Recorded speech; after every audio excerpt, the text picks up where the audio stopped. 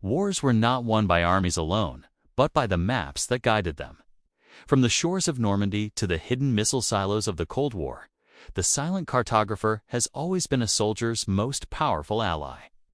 This is the story of how lines on a page became the difference between victory and defeat. For centuries, the battlefield was understood through simple sketches. But as empires grew, so did the complexity of their maps. Napoleon's campaigns were powered by precise topographical surveys, allowing his armies to move faster and strike harder. By World War II, the map had evolved into a multi-layered weapon of intelligence. It wasn't just about roads and rivers anymore. It was about knowing the enemy's every move before they made it. The rule was simple. Maps decide movement, and movement decides victory. June 6, 1944. The largest amphibious invasion in history. The success of D-Day didn't just depend on bravery, it depended on paper.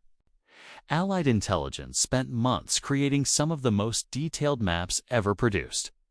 They flew countless reconnaissance missions, taking thousands of aerial photos.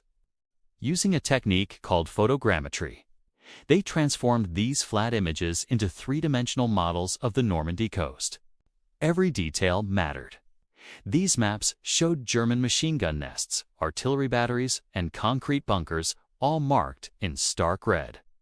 They included tidal charts predicting the exact water levels for the landing craft. They even mapped the beach gradients to ensure tanks wouldn't get stuck. Most importantly, they highlighted the treacherous Norman hedgerows dens, ancient walls of earth and vegetation that could turn the landscape into a deadly maze. The maps didn't just suggest where to land. They dictated the only possible places the invasion could succeed. As the world entered the Cold War, the battlefield ascended into the skies and beyond. The age of aerial reconnaissance and satellite intelligence had begun.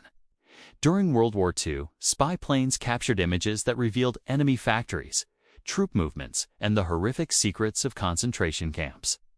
This intelligence was then painstakingly plotted onto maps, guiding bombing raids with terrifying precision. Then came the space race. The Corona satellite program, a top-secret U.S. project, began launching cameras into orbit. These satellites would snap photos of Soviet territory and then eject a film canister, which AC-130 Hercules plane would snatch out of midair. The intelligence gathered was revolutionary. It allowed the United States to map the entire Soviet bomber and missile network, identifying hidden bases and tracking their capabilities. During tense standoffs like the Cuban Missile Crisis, these satellite maps provided the critical, undeniable proof that shaped presidential decisions and pulled the world back from the brink of nuclear war. Today, the revolution continues at an even faster pace. We've entered the era of geospatial intelligence, or GEOINT. This isn't just about static maps, it's about live, dynamic data.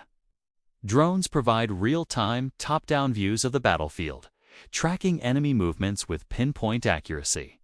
Satellites create sophisticated grid overlays and heat maps, revealing activity invisible to the naked eye. In modern conflicts, this information is no longer exclusively held by superpowers. Publicly available satellite imagery from companies like Maxar and Planet Labs has democratized intelligence, allowing the whole world to see troop buildups and verify claims, changing battlefield transparency forever. So why does this all matter now? The same technology that guides a missile can also guide a humanitarian aid convoy through a war zone. The mapping tools on your phone share a direct lineage with the military planning tables of the past. The fundamental truth remains: he who controls the map controls the narrative of the conflict. It defines borders, justifies actions, and shapes our understanding of what's happening on the ground. From ancient scrolls to real-time satellite feeds, the map has always been more than just a tool for navigation. It's a weapon, a strategy, and a story. If maps have shaped the history of warfare, just imagine how they will shape our future. Thanks for watching.